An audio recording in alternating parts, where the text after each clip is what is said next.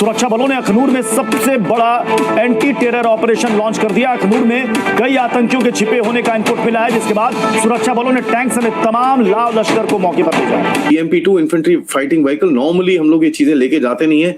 It's an APC armoured protection carrier है, वहां पर डिप्लॉय हुई।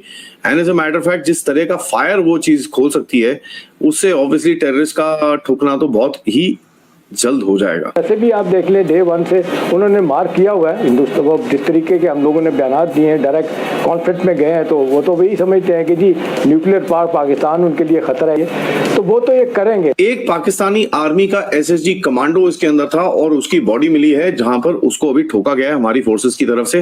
And as a matter of fact वहां पर अभी भी कॉर्डिनेट सर्च ऑपरेशन चल रहे हैं। पाकिस्तान कहता है, उसका ये कहना है कि भारत ने हमारे खिलाफ साजिश कर दी है। भारत ने एक बहुत बड़ा हिंदुओं और यहूदियों ने एक गेम कर दिया, वरना पाकिस्तान जैसे अजीम मुल्क को कौन मना कर सकता है यार। आज भी ये जो इंडिया स्पेन की बायलैटरल जो जॉइंट स्टेटमेंट आई थी, उसमें आखिरी पैरे के अंदर पाकिस्तान डिस्कस किया हुआ उन्होंने। तो यूके भी सपोर्ट करता है, तो फ्रांस भी आ जाता है, तो जर्मनी भी आ जाता है। तो आप ये बताइए कि इसके साथ कौन है?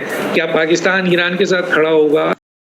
दोस्तों, कल जम्मू के अखनूर डिस्ट्रिक्ट में एक बड़ा टेरर अटैक हुआ, जहां पर टेररिस्ट ने हमारे भारतीय जवानों के एम्बुलेंस पर गोलीबारी की। और इसके बाद अब हमारे इंडियन आर्मी ने एक बहुत बड़ा एक्शन लिया है, जहां पर इन टेररिस्ट को पूरी तरह से मार गिराने के लिए, जहां पर अब हमारे इंडियन आर्मी ने अपने आर्मी टैंक्स को उतार दिया है, ताकि इन आतंकवादियों को पूरी तरीके से मारा जाए या फिर उन्हें गोला बारूद से उड़ा दिया जाए। जिसके बाद पाकिस्तान और कश्मीर के जिहादियों में एक हलचल मच चुकी है और अब वो सब कह रहे हैं कि किस तरीके से भारत अब इजराइल मॉडल अपना रहा है, और जिस तरीके से इजराइल टेररिस्ट को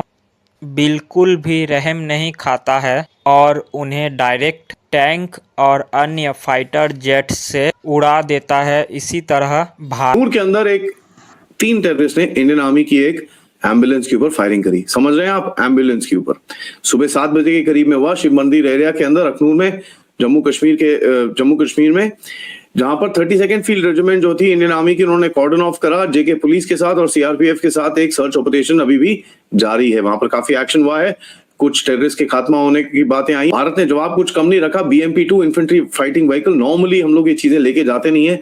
it's an APC armoured protection carrier है, वहां पर डिप्लॉय हुई। And as a matter of fact जिस तरह का फायर वो चीज खोल सकती है, उससे ऑब्वियसली टेररिस्ट का ठुकना तो बहुत ही जल्द हो जाएगा।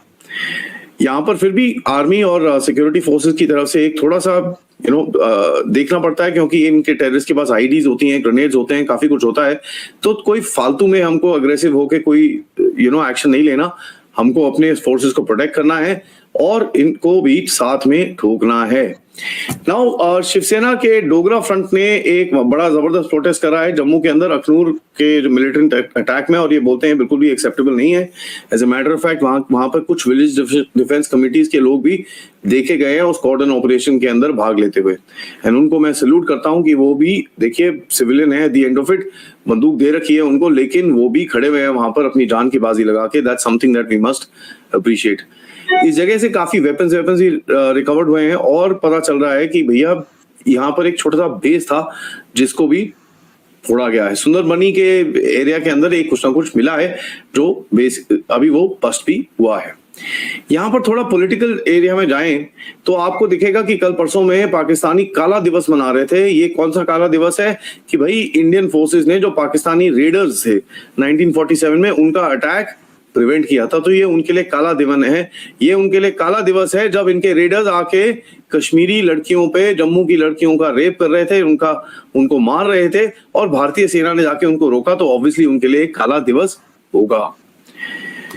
इनकी जो फॉरेन मिनिस्ट्री की स्पोक्सपर्सन है, उन्होंने, जो ज़ारा बलोच हैं, बेसिकली 3-4 उसके नट लूज हैं, बट इन एनी केस उसने बोला no matter how much India tries it can not weaken the Kashmiri आजादी movement. Pakistan will continue to provide full support and political, diplomatic and moral support to the Kashmiris. साहब ये तो आप तो provide कर ही रहे हो, यहाँ पर तो आग लगाने का भी पूरा आपका ही है. तो thank you for accepting what you are doing. It is absolute political bankruptcy that you guys have. There is just no question about it. आपको ये चीज समझ में आनी चाहिए कि भाई, और कश्मीरी लोगों को भी जो आज भी जिनको काफी गालियां मिली है भारत के मेन स्ट्रीम से कि भैया आपको इतना सब कुछ करने के बाद भी आप बेवकूफी करते रहते हो. और उस रीजन में कई और लोग हैं जो जम्मू में भी मुस्लिम पॉपुलेशन है, उनको भी जरा ये चीज समझनी पड़ेगी. देखो भाई, ये आप जो इन लोगों को सपोर्ट करते हो OGW बन के, और OGW अब तो टेररिस्ट ही रहता है, उनको बन के आपको समझ में आना चाहिए आप किस तरफ जा रहे हो. और जिस दिन पीठें तोड़ी गई, जिस तरह से तोड़ी जा रही हैं ऑलरेडी, जिस दिन आपका नंबर आया उस दिन फिर रोना मत. Speaker of the Russian Federation Council Valentina Matviyenko, इनसे मिले आसिफ अली जरदारी, राष्ट्रपति पाकिस्तान. गुहार क्या लगाई कि हमें ब्रिक्स का मेंबर बनना है. दोस्तों, बड़ी ये अजीब सी बात है यार, ये बड़ी अजीब सी बात है. पाकिस्तान कहता है कि हमें ब्रिक्स का मेंबर बनना है, और उसका ये कहना है कि भारत ने हमारे खिलाफ साजिश कर दी है. भारत ने एक बहुत बड़ा हिंदुओं और यहूदियों ने एक गेम कर दिया. वरना पाकिस्तान जैसे अजीम मुल्क को कौन मना कर सकता है यार? कोई मना कर सकता है? किसी की औकात है? वो तो साजिश हो गई. साजिश के चलते पाकिस्तान रुक गया, वरना पाकिस्तान भी ब्रिक्स का मेंबर होता. पाकिस्तान के घाव जो है ना, ये ब्रिक्स वाला घाव है, इसके अंदर नमक छिड़का है किसने? अब दोस्तों, Saudi Arab, Iran, Ethiopia, United Arab Emirates, Egypt, Argentina, इनमें से किसी के पास न्यूक्लियर बम तो है नहीं. ईरान के पास भी कंफर्म्ड नहीं है. लेकिन ये सारे के सारे ब्रिक्स के परमानेंट मेंबर बन गए. पाकिस्तान तिलमिला गया. ऐसा कैसे हो सकता है यार?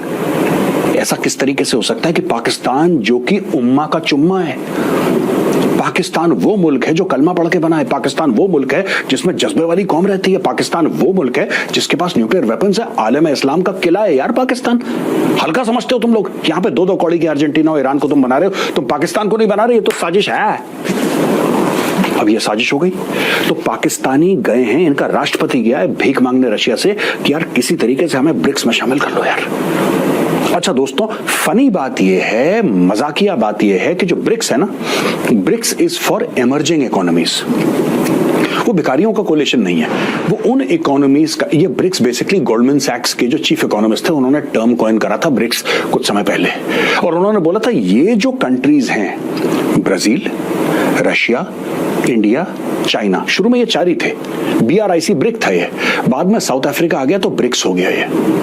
ये जो 4-5 देश हैं, 5 देश मिला के आप समझ लीजिए, ये दुनिया को लीड करेंगे. ये इकोनॉमीज ग्रो कर रही हैं बड़ी तेजी से, बहुत तेजी से, रफ्तार से ये इकोनॉमीज ग्रो कर रही हैं, और ये दुनिया को लीड करेंगे. इनका नाम है ब्रिक्स.